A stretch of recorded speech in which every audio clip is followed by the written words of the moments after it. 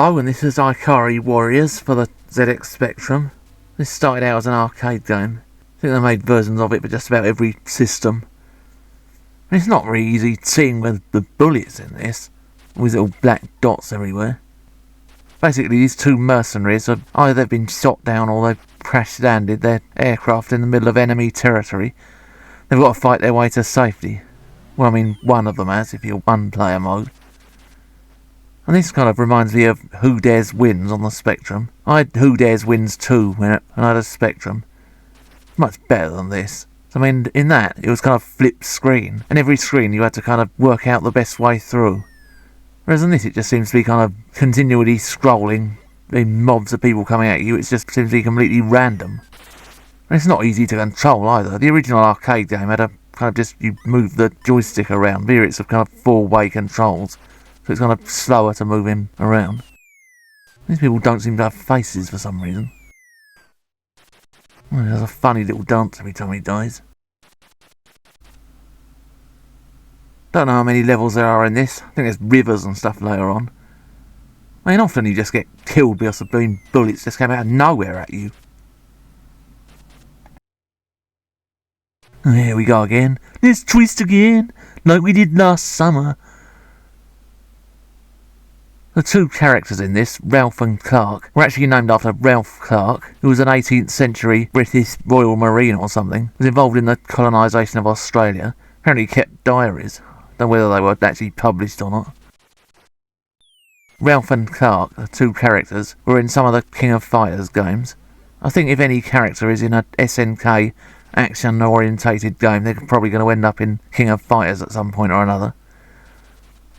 And this just gets on your nerves after a while. I mean, the whole game is like this. It's just repetitive. I mean, just walk along, shoot people. There's the occasional tank or whatever. And there doesn't really any real strategy to it, to be honest. Just blasting away and hoping for the best. And like I said, that Who Dares Wins 2 had a lot more kind of thought went into it. Up 2, 3, 4, up 2, 3, 4. Oh, look at that. I couldn't even see him. He was flipping hidden in the bushes. That is another problem with this. I mean, Spectrum graphics. There's been colour clashes in this. People just hide in the blue background. I mean, the arcade game, I mean, it had a lot of fancy graphics. I mean, whereas kind of fancy graphics can disguise a gameplay that's a bit repetitive, 8-bit graphics reveal a multitude of sins. I think the difference between arcade games and computer games is that, I mean, arcade games, you just have a kind of quick blast on them now and again, whereas a computer game, you need something that's going to have a lot of replay value, which this hasn't really got, to be quite honest.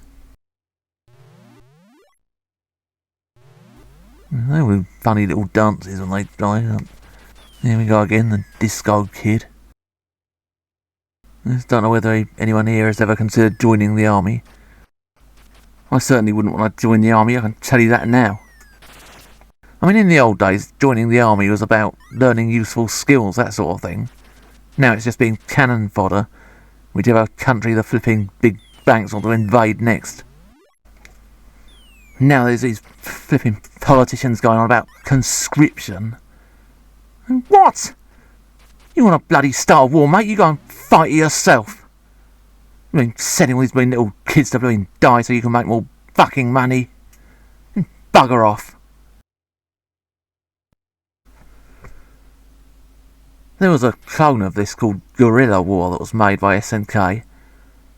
It had Che Guevara and Fidel Castro as the heroes. And so a total psycho and a mass-murdering dictator. Oh, goody. And you got to collect these things. You got to keep your ammunition up. Oh, here we go again. Let's get surrounded by people.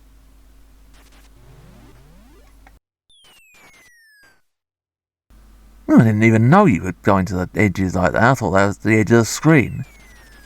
I mean, even with the edges, this is a really small play area. I mean, half the screen is taken up with all these silly little icons and stuff.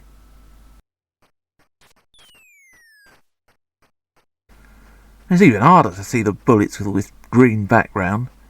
Here's another of those installations. I better get those quick, before all these doing dirty great boots are trampled all over them. I think there are a couple of sequels to this game. Yeah, there was Victory Road and Ikari 3 The Rescue.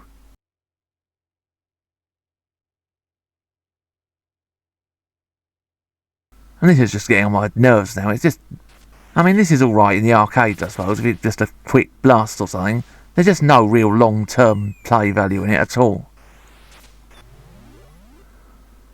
Yeah, dismissed!